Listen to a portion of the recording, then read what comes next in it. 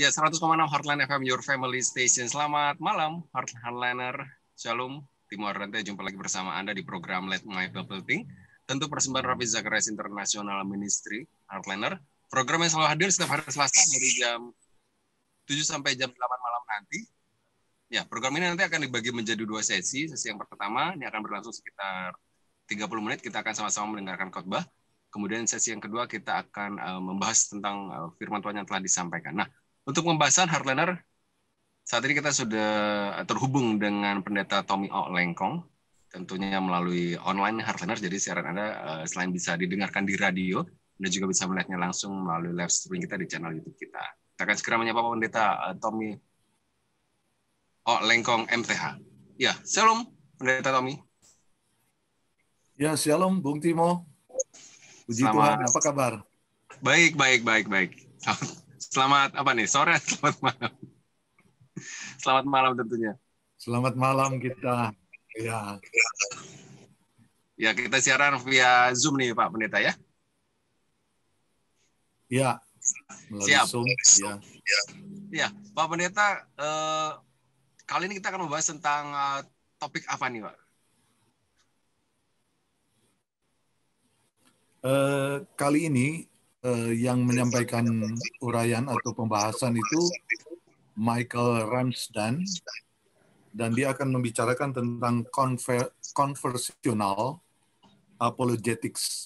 Ini satu hal yang menarik, karena kalau kita berbicara tentang apologetik ya, kebanyakan kita kan hanya berpikir dari segi defense-nya saja. Mempertahankan sesuatu yang kadang-kadang kita berpikir ini hal yang rumit, membuat hal menjadi rumit lah, seperti itu, ada perdebatan dan lain-lain. Tapi kali ini kita akan mengerti secara jelas apa yang kita maksud dengan percakapan apologetik itu.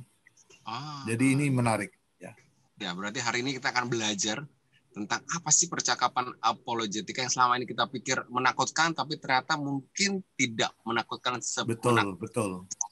Bayangkan seperti itu. Bagi Anda yang penasaran, Anda jangan kemana-mana, tetap stay di Heartline FM. Tapi sebelum memulai pembahasan ini, Pak, mungkin Pak Pendeta bisa membuka dalam doa pembuka terlebih dahulu, Pak. Ya, baik Bung Timo dan seluruh Heartliner, kita bersama-sama berdoa. Kita membuka di dalam doa. Bapa di dalam surga, terima kasih untuk hari ini. Dalam semua kesibukan kami, mungkin kami baru saja menyelesaikan tugas-tugas pekerjaan kami. Kami melakukan kegiatan-kegiatan kami sepanjang hari ini, dan saat ini kami sedang mendengar siaran dari Heartline ini. Kiranya Tuhan memimpin kami, karena kami akan masuk dalam satu pembahasan firman Tuhan tentang percakapan apologetik. Satu hal yang sebenarnya ini bukan hal yang harus kami lepaskan atau kami hapuskan atau kami hindari ya Tuhan. Tetapi ini hal yang penting dalam kehidupan kami sebagai orang percaya. Terima kasih bersama Bung Timo. Tuhan memberkati kami dalam percakapan-percakapan kami. Dan ketika kami mendengarkan uraian oleh Michael Ramsden, kami doakan Tuhan memberkati kami. Dalam nama Yesus kami berdoa. Amin. Amin. Baik, Pak Pendeta dan juga Heartliner, sebelum kita memulai, kita akan terlebih dahulu ini untuk mendengarkan paparan dari Michael Ramsden tentang percakapan apologetika. Pak Pendeta dan juga Heartliner, nanti kita akan kembali lagi ya. Dan sekarang kita terlebih dahulu untuk mendengarkan dan selamat mendengarkan. The command to give an apologetic is a command that comes in the middle of a flow of a passage about how we should live our lives before other people. In other words, Peter makes an assumption, and the assumption is this: because you are leading a holy life, people will ask you questions.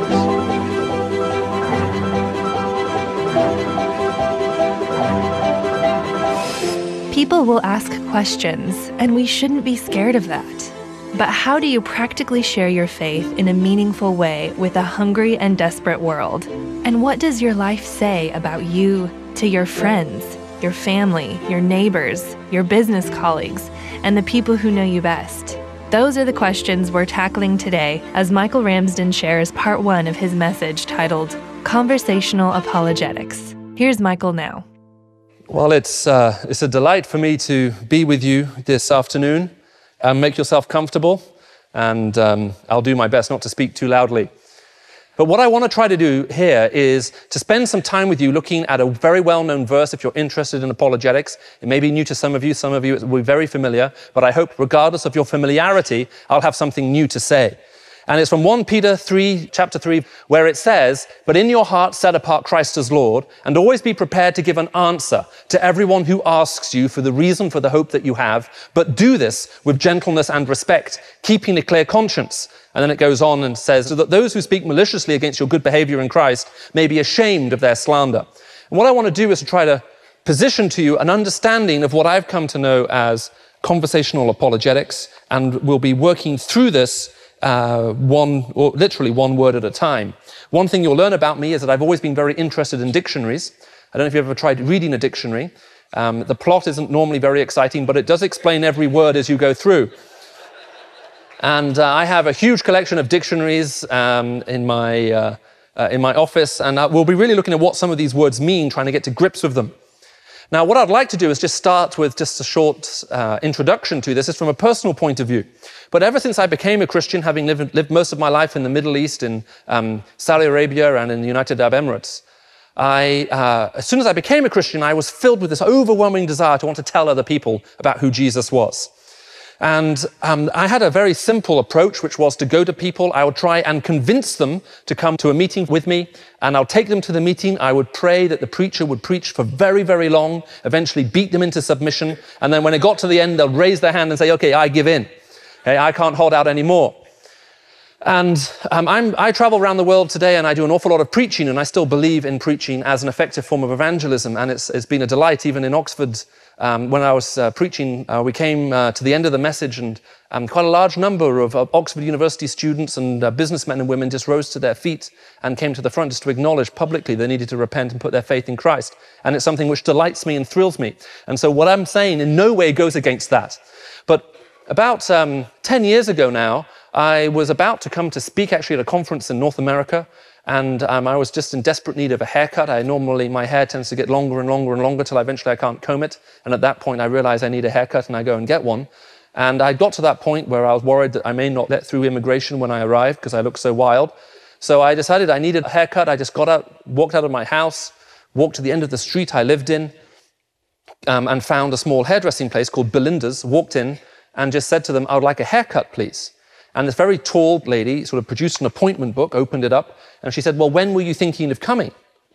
And so I sort of looked at my watch and I said, "Well, now." I said, "I'm leaving the country tomorrow morning for 10 days. So she looked at her watch and she said, "If we're quick, I can squeeze you in." So I said, "That's fine. I don't need very much. Just shave it." So we just walk across. She sat me in a chair and she went off to get one of those aprons they put around you and pick up her comb and the scissors. And as she walked back to the chair, she turned to the lady cutting hair next to me and she said, my business is doing so well, but there must be more to life than this." And she then turned to cut my hair, and I thought, this must be Belinda. This is the woman who owns this place. So I just caught her eye in the mirror, and I said to her, "What you say is very true. In life, we're not made happy by what we acquire, but by what we appreciate." And she just froze, and she looked at me, and she said, "What did you just say?" I said, "Well, in life, we're not made happy by what we acquire, but by what we appreciate." And she walked off. And she came back with a pad of paper and a pen. And she said, "You couldn't say that one more time." So I said it, she wrote it down. She put down the pad of paper and the pen, she picked up the comb and the scissors, and she said, "You know what? I think that's very true." And since she seemed to be interested, I thought I'll just follow through. So I looked at her again in the mirror, and I said, "But if you ask me, the problem we have today is not that we have nothing to be grateful for, but that we have no one to be grateful to." And she put down the comb and the scissors, and she picked up her little pen again, and she said, "Just say that one more time." Now, it took her an hour and 15 minutes to cut my hair. And I do not have a 1 hour, 15-minute hairstyle. As a matter of fact, I don't even have style. All I've got is hair. And so we came to the end of this conversation. We had a very long talk. She talked about because she was pregnant, she said, "I'm worried about, Michael, about bringing a baby into a world in which there is so much evil." I said, "I know there's a lot of evil out there, but what about the evil in here?" And she said, "If there was a way to overcome the evil of the human heart, that would be incredible." I said, "It's interesting you should say that." I said, let me just tell you. I said, I met this guy, Chuck Colson. He works with prisoners. And he was telling me a story about a guy who's on death row, who was convicted for multiple rapes and murders and was due to be executed and was appealing against his execution on the basis of insanity. And after years and years and years of appealing, he got saved, he got converted, he gave his life to Christ. And after his conversion, he called together his legal counsel and he said to them, look, I've been lying all of these years. Everything I did was premeditated and planned. I was not insane. I want to withdraw my plea. And he said this. You know what they ruled? Only an insane person would do such a thing. So he's still alive today, sharing his testimony with other inmates. She said, that's incredible. Has God changed your life? So I began to share my testimony with her. And when she got to the end and she said, I want to change my life, but I can't. And I said, it's interesting you should say that. The Bible talks about this thing called sin. And sin isn't just something we do. It's almost also like a power over our lives that stops us from doing the things that we should do. She said, I know exactly what you mean. She said, I can't change myself. I need someone to rescue me. So I said, what you're telling me is you need a savior. And I'm not joking when she said, that's a good word. So I said, well, look, let me try to explain to you who this savior is. So we talked about Christ and the fact that he was free from sin and why he came into this world and what he became for us on the cross and how he became sin for us and was punished for us and took everything onto us so that we could be set free. And I talked about all of this. And at the end, she said, what should I do about this? And I said, well, you can't sit on the fence forever, You must make a decision. What will you say to the person of Christ? Will you say yes to him or not? Anyway, eventually, we finished and I paid and I left and I went home. I told my wife, Anne, everything this woman had told me. And I thought, and we got down on our knees and we prayed for this woman. And I thought, how do I follow her up? So 2 weeks later, I went back for a second haircut. Okay, I've never had such short hair in my entire life. I walk in, she doesn't even ask if I want to have a haircut. She looked at me and said, Michael, I will cut your hair, walked me across, sat me in the chair. Went off, got her little apron and her scissors, came back and she said, do you remember the conversation we had 2 weeks ago? I said, I can sort of remember what you said. She said, I went home and I told my husband everything you told me. And I thought, this is interesting. Of course, as far as I'm concerned, we've more or less talked about the whole gospel. And I said, well, what did your husband say? And this funny expression came over her face, her whole face fell, and she said, he told me I was preaching at him. Well, of course she was preaching at him. They both get home from work, they sit down for dinner, out comes her notebook. Do you know in life you're not made happy by what you acquire, but by what you appreciate? It's not that you've got nothing to be grateful for, it's you have no one to be grateful to. There's a lot of sin out there, but what about the sin in here? There's nothing you can do about that,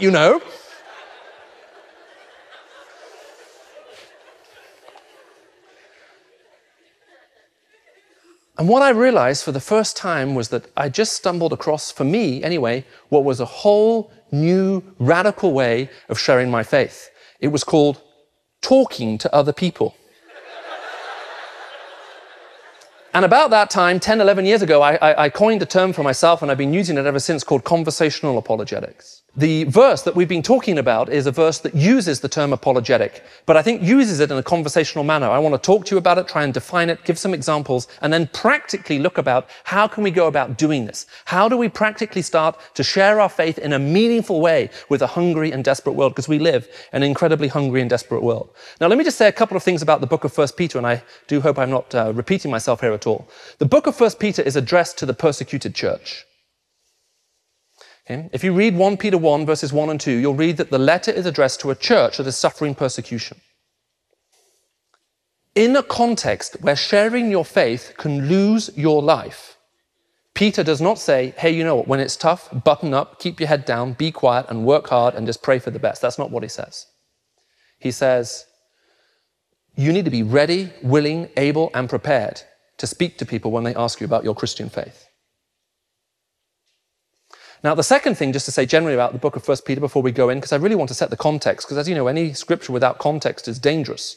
Former chairman of my board, a guy called Lazarus Yegnazar, a wonderful Iranian man, his father is one of the most godly men I know, and truly, truly, truly godly man. And he's 86, 87, and he has difficulty walking now, but up until the age of 82, every day, he lives in England now, every day in England, he used to go for a 5-mile jog. Okay, rain, sleet, snow, shine. You know, in England, the sun that you have here is just a rumor to us over there. No matter how cold it was, whatever, he went for a 5-mile jog every day. Now, he has a son-in-law who's, sort of a little more cuddly, a little softer, a bit like me, the kind of person you want to spend time with. And he was talking with his father-in-law, and this older man was saying, you should come jogging with me every morning. And this son-in-law said, Papa, the reason I do not go jogging is I do not believe it is biblical to go jogging. And this 82-year-old man, he said, well, what do you mean? And he said, well, in the book of Proverbs, it says this, only the guilty run when no one is chasing them. Now, this is a true story. I promise you, I'm not making this up. This man stopped jogging for 3 days while he thought about that verse. Now, you take any passage out of context, you're going to end up in trouble. So let's just put it in context. First of all, the book of Peter is addressed to the persecuted church. Secondly, it is addressed to the church. The command to give an apologetic is a command that is given to the church, to the people of God. In 1 Peter 3:15 and 16, there are 2 commands. In your heart, set apart Christ as Lord, and always be prepared to give an answer to everyone who asks you for the reason for the hope that you have. If you are a Christian, you are expected to live in obedience to both of those commands. We are commanded to give an apologetic. Every Christian, if you are a member of the body of Christ, Scripture commands you as part of the church to be in a position to offer an apologetic. It is not a question of whether apologetics is optional in your life. The only question is, are you in obedience to it or not? The command to give an apologetic is a command that is given to the church. Apologetics lives or dies in the church, which is why apologetics is not simply about making things complicated. Apologetics is not about introducing a dose of confusion into the gospel in order to make it sound more profound. It is about communicating the profundity of the gospel so as to remove the confusion surrounding it. It's a command which is given to the church. Apologetics is not optional in anyone's life, just like the Lordship of Christ is not optional. We may treat it as optional, but if we do so at our peril. This book is addressed to the church. The commands in it are for the church. Now, the third general point to make is that the specifics, just before, if you read it in its context, 1 Peter 3:8, all the way down to about 1 Peter 3:18, 19, 20, 21, you will see that all of that teaching is about holiness. The command to give an apologetic is a command that comes in the middle of a flow of a passage about how we should live our lives before other people. In other words, Peter makes an assumption, and the assumption is this: because you are leading a holy life, people will ask you questions. And when they ask you questions, you must be prepared to answer. Sometimes people say to me, Michael, no one asks me questions. Now, there's a very tough response to that, and it's this. In the book of 2 Corinthians chapter 3, it says that we are living letters known and read by everybody. Those letters are meant to provoke questions from the people around us. How does your life read? What does your life say about you to your friends, your family, your neighbors, your business colleagues, the people who know you best? This is why continual repentance and humility is a prerequisite for effective Christian living. Without it, you can't even get off ground zero. If you are sitting here this afternoon and you believe that you are perfect, then there is only one hope for you. You must get married.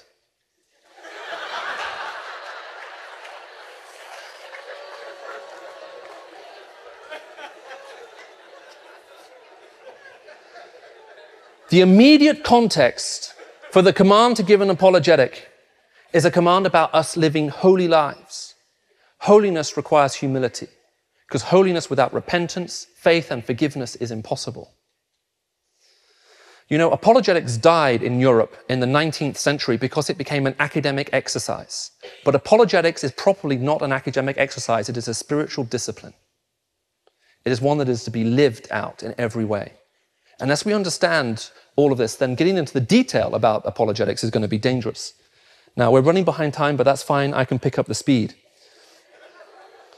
Someone once said to me, Michael, when you talk about Jesus, let your face shine like that of an angel. When you talk about hell, your normal face will do.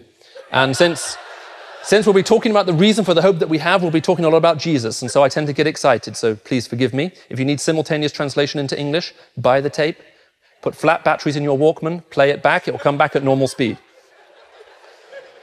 Let's just have a look at this passage in detail. First point, number one, in your hearts set apart Christ as Lord. The Greek word heart refers to the seat, not just of your emotional, but also of your intellectual life. You know, Jesus wasn't confused when in the Gospels we read him saying, why do you reason so in your hearts? It wasn't because he thought, didn't know that there was a heart that pumped blood and a mind that did process thought. Because the word heart in the Greek and even in the colloquial Aramaic refers to the seat of your emotional and intellectual life. The starting point before we even think about apologetics is that Jesus Christ is to be Lord over all of your life. Every single aspect of it. To give an apologetic is to engage in a spiritual battle. 2 Corinthians 10, verses 3-5. Which, if you remember, it says this, for though we live in the world, we do not wage war as the world does. For though we live in the world, the weapons we have with are not carnal. They are not of this world. On the contrary, says Paul, we have divine power to demolish arguments. We demolish pretensions and every set of false knowledge that raises itself up against Christ, and we take every thought captive. 2 Corinthians 10 is talking to us about a spiritual battle that manifests itself in the mind. Now, please don't misunderstand me. You cannot reduce the spiritual battle into the mind. That would be utterly bankrupt of me. And that's not what Scripture teaches. But when's the last time you heard a sermon on the spiritual battle for the mind? Because that's what 2 Corinthians 10 is talking about. And you cannot engage in a spiritual battle unless the Lordship of Christ is settled over your life. Where are you right now as you sit in this auditorium before Christ, the Lord and Savior? Is he truly Lord of your life? Is he Lord over your marriage, over your business, over your coming and going? Or are you sitting here and you're in trouble? Maybe you've even come here looking for answers. But the first thing you need to know is that if you want to engage spiritually with the world around you, you need to make sure that Christ is Lord of your life. This is a spiritual battle, and apologetics is a spiritual exercise, spiritual discipline. So number one, make sure Christ is Lord of your heart. Number two, always be prepared. Now the Greek word there, prepared, means to get fit. Now, I've always dreamed of being physically fit. As a matter of fact, once I exercised for a whole week to get fit. Stood in front of the mirror, and there was no discernible difference. Now, getting fit is different to getting degrees. Degrees are very easy things to get. I don't know, how many of you here have a degree? Just out of interest, just put up your hand. Okay, that's quite a large number of you. Just keep your hands in the air. Now, I want you to keep your hand in the air if you could resit the finals for your degree exam and still pass them. Okay, now almost all of you have put your hands down. I'm hoping there are no doctors or nurses in this room. If you can't remember what you're taught at medical school, then we're all in big trouble. You see, who would go to university if after having...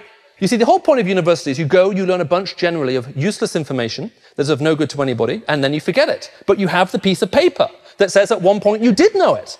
That's all that matters. Who would go to university if after, let's say, 10 years, your university came, tracked you down, said, you have a piece of paper, a degree from our institution. If you want to keep it, you have to reset your finals. Who would go? You see, degrees are easy. You get it, and once you've got it, you keep it, no matter what state you're in. But being fit is different. You see, you can spend months and months, years getting fit. You could reach the pinnacle of physical fitness. And then what you can do when you've reached the top, do you kick back your feet, put them up on the chair, order in a bunch of extra large pizzas and watch film? The idea of being fit or prepared anticipates the idea of continual hard work. It's not a once-in-a-lifetime achievement. It's a continual process. The command we're about to be given anticipates a continual training, a continual spiritual training if we're going to be in a position to be able to give it. Can you answer the question, why are you a Christian? Have you ever noticed when people are asked why they are Christians, they respond by saying how they became a Christian? But why you are a Christian isn't how you became one. Those are two different questions. Look, if someone says, why are you a Christian? And you say, well, I met these nice Christian guys. They invited me to their church. They had a small Bible study group. I started going along. Then they had a guest service. I went there and I heard the gospel and I got converted. What does that sound like to a non-Christian mind? Doesn't it sound a bit like brainwashing? I have a friend who, when he was converted, his mother said to him, you have been brainwashed. And he said, Mother, if you knew what was in my brain, you'd be glad it's been washed.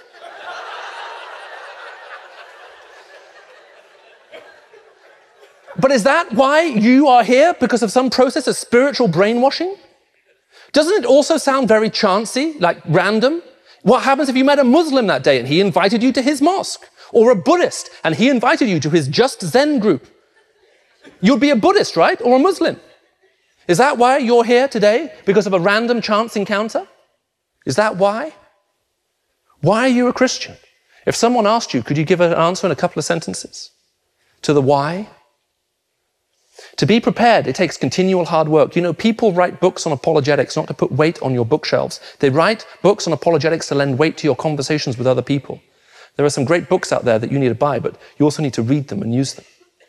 Okay, it's hard work. I wish I had something simple to give you to say, this is the magical spiritual key. You know, evangelism, sharing your faith, has always been tough. It has always been hard work. Now, I want you to listen very carefully to me. I am going to tell you the secret of evangelism. Okay, a lot of people, they don't know this. So I'm going to tell you the secret to evangelism. And once you know this secret, it will really make a big difference to you. So are you prepared? Do you have your pen ready? The secret of evangelism is this. There is no secret. Now, the fact, sharing your faith has always involved hard work, prayer, seeking the Lord, and talking to other people. It hasn't changed. The process of evangelism has not been buried mystically in this book somewhere, you know, in some remote, obscure verse of a book that you probably never even heard of. That if you suddenly found, then you'll be able to do it. No. It's very, very clear, but it's hard work. Always be prepared. That's point number 2. By the way, in case you're wondering how many points there are, I have 6. Okay, but point number 3 has 7 subpoints. And we're now on point number 3. Always be prepared, in your heart, set apart Christ as Lord. Always be prepared to give an answer. Now, if you're reading an NIV, the word translated answer is the Greek word apologia, apologetic. If you're reading the New King James or a King James, it will have the word defense there. Now, the trouble is, this is a very hard word to really define, because apologetics is often seen as being a defensive exercise, but it's not truly defensive. When Paul stood before King Agrippa, he said, Agrippa, hear now my defense. Literally, hear my apologetic. Do you remember King Agrippa's response? At the end of Paul's speech, King Agrippa says, well, he says one of 2 things. You could take it either way. He could say, you almost convinced me in such a short period of time. Or he might be saying, do you think you can convince me in such a short period of time? Either way, it doesn't matter. Does that sound like a defensive activity to you? Does it sound like Paul was on the back foot deflecting criticism? Or does it sound like he was presenting a case to someone else? Agrippa heard Paul's apologetic and knew that that Paul wanted him converted through it. By the time Paul finished his apologetic, Agrippa knew he had to say yes or no to the person of Christ. So first of all, we have to be careful about how we answer that word, how we translate that word, apologetic. It's important. It is intricately involved in evangelism. But here's also something else. The idea of an apologetic is not simply summed up in the idea of giving answers. What's assumed within an apologetic is the very process of asking questions. Apologetics is not just about having answers to other people's questions. It's also about having questions to other people's answers, or even having questions of the questions themselves.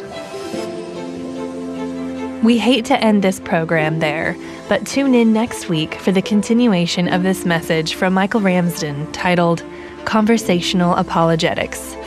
To purchase a copy of this entire message, call us at 1-800-448-6766 or visit our online store at rzim.org or rzim.ca in Canada. You can also listen to today's episode again by visiting our website and clicking on the Listen tab. This program is listener-supported and produced by RZIM in Atlanta, Georgia. At RZIM, we are leveraging technology and opportunity to reach people via various online platforms, and our media team helps multiply the impact of our speakers around the world. You can help support these efforts when you give online at rzim.org or rzim.ca in Canada.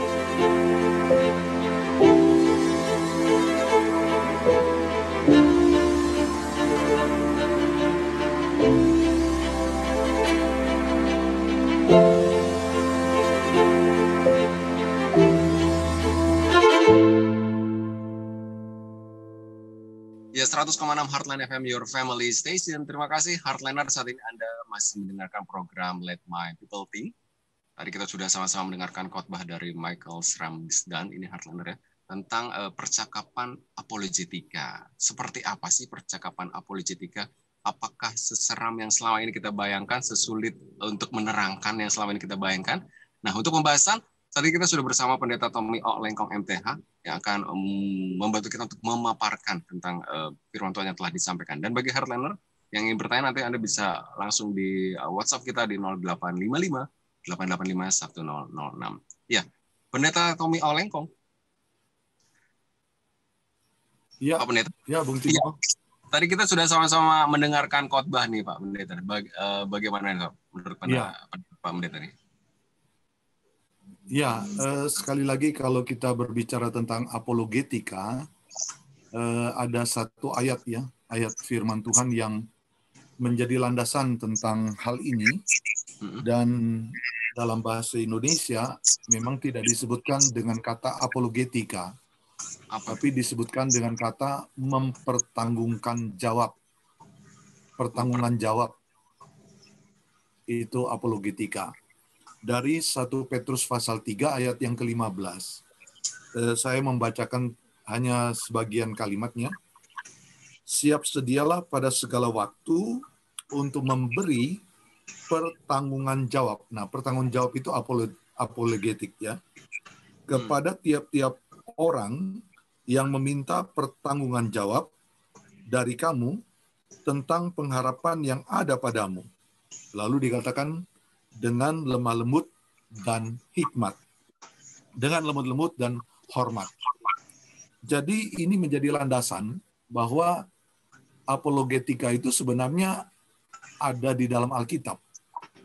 Jadi bukan berarti ini cuma direkayasa orang yang senang mikir, baru senang berapologet, senang berdebat, lalu dicari-cari seperti itu. Enggak, ini memang ada di dalam firman Tuhan. Jadi, nah, kalau kita membicarakan tentang apologetik ini, sebenarnya setiap hari kita menjalankan hal ini ya dalam hidup kita. Terlepas kalau kita berbicara tentang firman Tuhan sekarang ya, berapologetik. Jadi setiap kita ini, kalau misalnya ada hal yang kita ingin jelaskan kepada orang, sebenarnya waktu kita menjelaskan itu kita sudah berapologia. Ya, kita kadang-kadang mempertahankan pendapat kita menjelaskan lebih luas supaya orang mengerti. Nah, seperti itu. Sebenarnya itu kegiatan yang kalau tidak dikaitkan secara rohani dalam kehidupan kita, biasa itu bagian dari kehidupan kita, seperti begitu. Jadi sehari. Kalau misalkan berkata tentang bahasa atau kata dari apologetika itu sendiri, itu sebenarnya berasal dari kata apa sih, Pak? Bahasa, dari kata Yunani. Kata Yunani. Kata Yunani. Yang artinya adalah? Kata Yunaninya apologia. Apologia. Yang ya, artinya? Dari kata Yunani apologia. Artinya berpendapat. Nah, kata apologia ini kalau di dalam bahasa Inggris sering diterjemahkan juga dengan defense, mempertahankan. Tapi juga dalam bahasa Indonesia kan dipakai kata mempertanggungjawabkan. Jadi ini sebenarnya lebih intinya memang seolah-olah kita membicarakan masalah keimanan, dan kita akan membicarakan keimanan kita itu dengan dasar-dasar Alkitab, lalu itu kita menerjemahkan supaya orang yang ada di sekitar kita memahami apa sih yang sebenarnya ada di dalam pemahaman kebenaran Alkitab. Itu inti yang kalau kita mau berbicara ini tentang apologetik. Cuma karena ada dalam bahasa Inggris sering disebut dengan defense, ya, ada orang akan defense. Kalau berdebat apologetika itu, wah, kayaknya bisa sampai mau berkelahi ya juga gitu loh.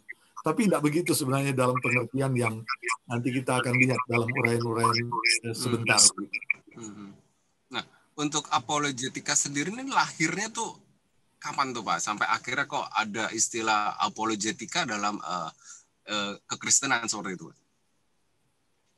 Jadi karena ini ada di dalam kata Alkitab sendiri ya, ada di dalam kata Alkitab sendiri, ini sebenarnya berarti dari mula-mula sejak adanya gereja, ini sudah hal yang biasa. Dari Rasul Petrus yang menulis Petrus 3 ayat 15, kan ini rasul ya.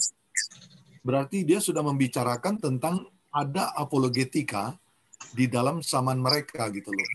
Jadi kalau kita bicara apologetika ini memang sudah ada sebelumnya, sudah memang demikian adanya gitu di dalam iman Kristen kita gitu. Dari sejak awal. Jadi dari sudah ada. Ya. Cuma dalam perkembangan gereja ini menjadi terstruktur sehingga dia menjadi satu sistematika. Bahkan ini menjadi salah satu mata kuliah di dalam pendidikan teologi, apologetika. Jadi begitu penting sebenarnya kalau kita berbicara tentang apologetika ini.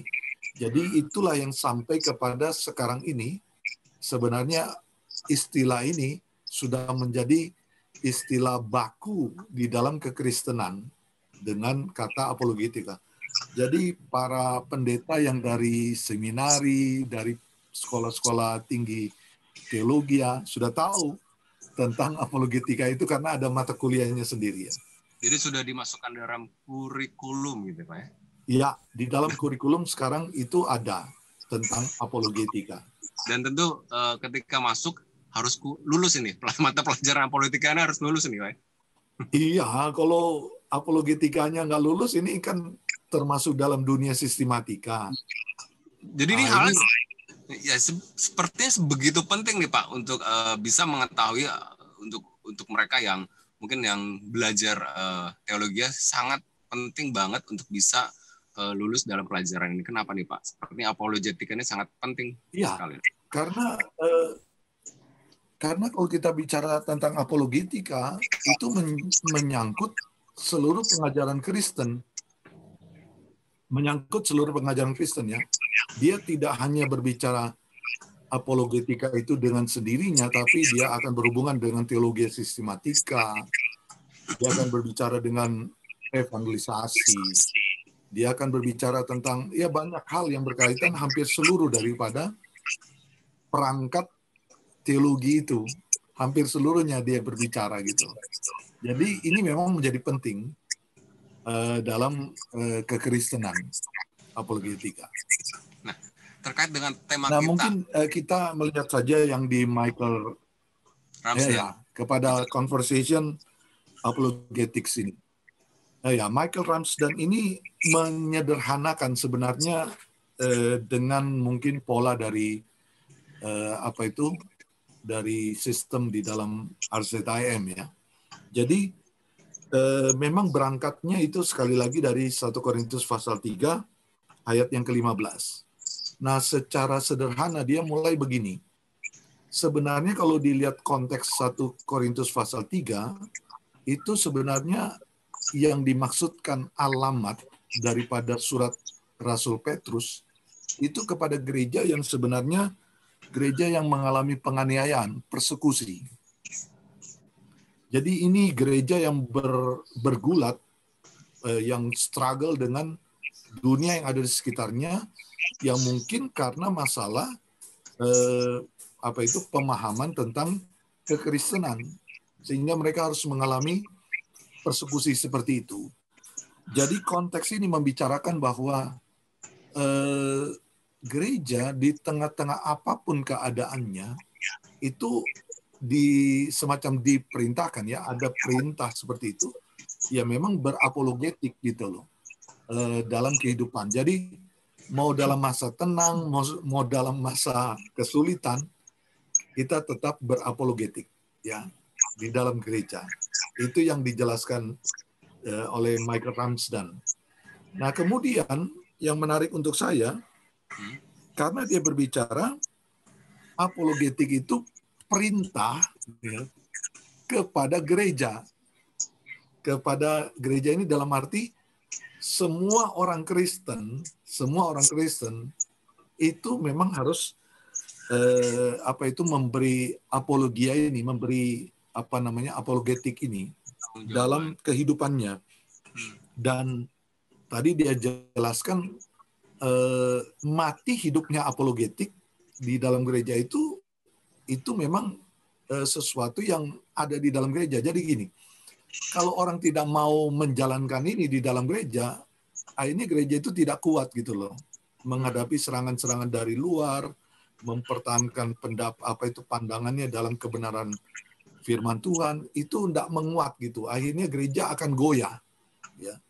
Jadi sebenarnya ini sesuatu yang penting di dalam gereja karena itu diperintahkan di dalam gereja. Jadi sekarang ini sebenarnya kita ini akan berapologetik selain tugas-tugas kita ada di gereja mengembalakan, di gereja melayani, di gereja mengadakan penginjilan, tapi gereja juga menjalankan apologetik gitu loh. Jadi ternyata sekarang kita juga selain tadi seperti yang Bapak jelaskan, selain penginjilan, kesaksian juga harus bisa berapologetika nih kita sebagai umat. Betul. Sikap apa aja nih Pak yang harus kita lakukan nih sebagai umat Kristen nih Pak untuk agar bisa nih, kan tidak semua orang nih bisa berpendapat atau bisa membela diri atau bisa mengetahui, kan ketika ingin melakukan pembelaan gitu atau pertanggungjawaban kan harus mengetahui tentang dasar-dasar dari kekristenan itu sendiri. Nah, bagi orang awam nih apa sih yang harus dilakukan nih Pak?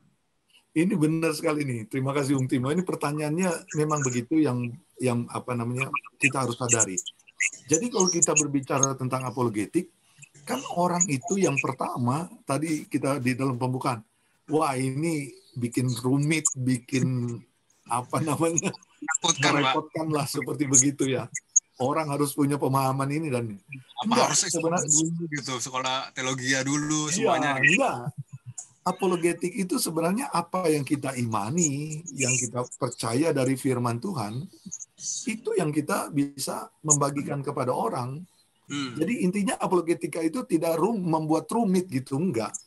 Jadi apologetika itu justru suatu kayak introduksi ya Pak.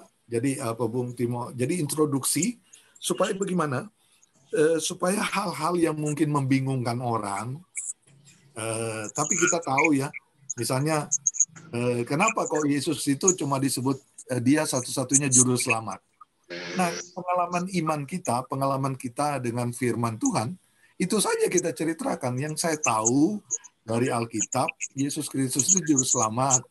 Karena menurut Yohanes pasal 14 ayat 6, dia mengatakan, akulah jalan dan kebenaran dan hidup. Tidak ada seorang pun sampai kepada Bapa, kecuali melalui aku. Jadi kalau sampai kepada Bapa itu artinya diselamatkan melalui Yesus. Itu saja, itu iman saya gitu loh. Jadi nggak rumit sebenarnya. Menyederhanakan sehingga menjadi satu introduksi yang hal-hal yang rumit itu dijawab. Karena kita akan memberikan jawab kepada orang di dalam kehidupan sehari-hari kita ya. Jadi jangan harus, saya harus sekolah teologi ya. Memang kita harus bertambah-tambah pengetahuan, itu benar. Juga kan selama ini Let My People Think ini kan mengajarkan supaya kita berpikir apa. Itu menambah kita. Tapi dalam percakapan kita, kalau orang menanyakan tentang pengharapan kita harus bisa menjelaskan apa yang kita yakini yang berdasarkan dari firman Tuhan. Yang ada pada kita aja, tenang saja gitu loh. Iya, jadi apa yang kita ketahui ya sudah kita jelaskan, apa yang kita imani. Tapi kan terkadang banyak sekali pertanyaan-pertanyaan yang terjadi di luar dugaan gitu ya. Mungkin pertanyaan-pertanyaan klasik seperti Tuhannya ada 3 ya, orang Kristen Tuhannya ada 3 ya. Kadang-kadang itu menjadi bahan pertanyaan bagi orang-orang yang lain gitu. Betul. Itu kan apa aja sih Pak? Karena memang bagi kita waktu kita mempelajari tentang Allah Tritunggal ya, itu kan memang agak jelimet gitu ya. Tapi kalau kita dengan pemahaman kita yang ada, misalnya memang di dalam kekristenan ada namanya Bapa, ada namanya Anak, ada namanya Roh Kudus. Lalu ditanya, kok 3 Tuhannya? Kita nggak usah jawab susah-susah sebenarnya. Loh, saya kan mempercayai Alkitab karena itu tertulis di dalam Alkitab. Jawabannya kan begitu saja.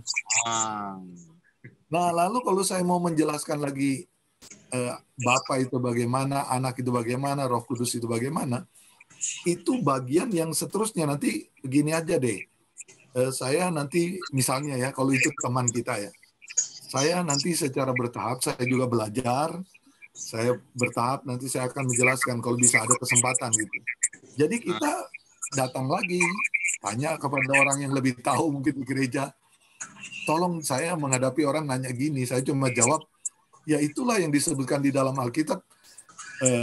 Mengapa kamu percaya? Itulah yang disebutkan dalam kitab suci saya, makanya saya menjelaskan itu aja. Nah, dia ditambahkan lagi pengetahuan oleh mungkin pendetanya atau apa. Sehingga sebenarnya mengalir dalam kita berapologetika, jangan terlalu membuat rumit, tapi memang kita harus bertumbuh dalam pengetahuan kita. Itu dalam berapologetik. Jadi memang diri kita memang juga harus bertumbuh. Meskipun suatu saat akan ditanya ataupun tidak, memang harus bertumbuh terus tentunya. Dan yang mungkin yang terutama adalah introducing tadi ya, ketika orang lain bertanya, kita jawab semampu kita sesuai dengan iman kita untuk permulaannya saja untuk kita jawab gitu, introducingnya saja. Setelah itu kita akan bertanya lebih dalam lagi, kita akan pelajari lebih dalam lagi untuk pertanyaan-pertanyaan berikutnya. Mungkin seperti itu, Pak ya. Iya. Nah, tadi saya menarik karena Michael Ramsden itu membicarakan karena dia mengambil konteks dari 1 Petrus 3 ayat 15. Dia tekankan di 1 Korintus 3 ayat 15 kan itu kan tentang hati yang suci, ya. Ada di depan hati yang suci di kalimat depannya dari 1 Korintus 3 ayat 15. Jadi dia berbicara apologetik itu sebenarnya berbicara hati. Nah, saya terus terang tadi itu indah sekali. Berarti kita menyentuh dalam apologetika itu kepada orang, itu terutama hatinya. Nah, kadang-kadang kalau kita ditanya sekarang, mungkin saya tanya kepada Bung Timo, kenapa percaya Tuhan Yesus? Kan masalahnya itu keyakinan dalam hati saya. Mungkin kekristenan tidak semua kita kuasai. Bung Timo tidak kuasai. Saya juga tidak kuasai. Tapi kalau berbicara hati yang percaya, ini kan pekerjaan Roh Kudus ya, yang bekerja di dalam hati, yang memberikan keyakinan, yang memberikan keteguhan iman saya, maka saya percaya kepada Yesus. Kalau bicara rumit, enggak, kita mau menguraikan, tunggu saya tahu ini, tahu itu, baru saya percaya. Enggak gitu. Bicara hati itu adalah dijamah oleh Roh Kudus. Roh Kudus menolong kita untuk memberikan pengertian kepada kita, maka kita akan akhirnya makin mengerti. Jadi kebenaran itu hidup sebenarnya. Dia dinamis. Diberikan kepada kita mungkin sedikit, lama-lama dia berkembang dalam hidup kita karena dihidupkan dengan firman, Roh Kudus menjelaskan kepada kita, makin lama makin kita mengerti. Jadi dimulai dengan apologetika itu bagus, itu adalah hati. Jadi intinya kepada hati. Begitu Bung Timo. Ya ini kita seperti waktunya terlalu singkat. Harus ada pembahasan lain waktu lagi nih Pak untuk lebih dalam lagi. Tapi waktunya sudah berhubung sudah. Ya nanti ini kan part 1 ya, bagian pertama. Ya. Nanti kita lanjut dengan bagian yang berikutnya, bagian kedua. Ya. Baik, mungkin bisa memberikan kesimpulan Pak untuk topik kita pada malam hari ini dan juga mungkin sekaligus penutup dalam doa Pak. Ya, jadi kita belajar malam hari ini tentang bagaimana percakapan apologetik. Jadi memang ini menjadi tugas kita untuk kita mempertahankan kebenaran firman Tuhan, mempercakapkan, mempertanggungjawabkan apa yang kita yakini dalam keselamatan kita kepada orang lain. Semua orang punya tanggung jawab soal ini. Dan yang utama adalah ini hati yang sebenarnya menjadi sasaran kita ketika kita berbicara tentang kebenaran. Jadi bicaralah apa adanya yang kita ketahui kalau kita mau berapologetika, dan biarlah kita ditolong oleh Tuhan sendiri, Roh Kudus yang menolong kita. Sehingga dalam kita berapologetik kita tahu apa yang harus kita lakukan. Tentunya kita harus tetap bertumbuh dalam kebenaran, karena semakin kita dewasa di dalam Tuhan, semakin kita bertumbuh dalam Tuhan, semakin banyak hal yang firman Tuhan bukakan kepada kita. Jadi jangan takut untuk mengadakan percakapan apologetik. Ya baik, mari kita berdoa. Tuhan, terima kasih untuk malam hari ini. Tuhan telah menolong kami ya Tuhan, sehingga kami boleh bercakap-cakap pada malam hari ini, mendengar firman Tuhan. Dan kami membahas bersama bagaimana firman-Mu menegaskan kepada kami. Dalam hidup kami akan menjalankan tugas untuk berapologetik. Tuhan, Engkau memberkati semua hardliner yang mendengar malam hari ini. Dan juga Tuhan memberkati Bung Timo, dan biarlah hari ini kami boleh mempermuliakan Tuhan. Terima kasih Bapa, biarlah kami semakin bertumbuh dalam Tuhan, menikmati kebenaran Tuhan, dan Tuhan memberkati kami untuk menjadi terang di tengah-tengah dunia ini. Dalam nama Yesus kami berdoa. Amin. Amin ya. Mungkin juga hardliner salah satunya agar kita bertumbuh dalam iman melalui apologetika adalah melalui mendengarkan siaran Let My People Think. Bukan begitu Pak Pendeta? Baik. Betul. Ya. Terima kasih Pak Pendeta Tommy Lengkong MPH nih untuk perbincangan kita di Sama-sama Bung Timo. Terima kasih. Pak Pendeta ya. Baik, demikian hardliner perbincangan kita di program Let My People Think. Ya. Saya Timo Rante. Kiranya Tuhan Yesus memberkati.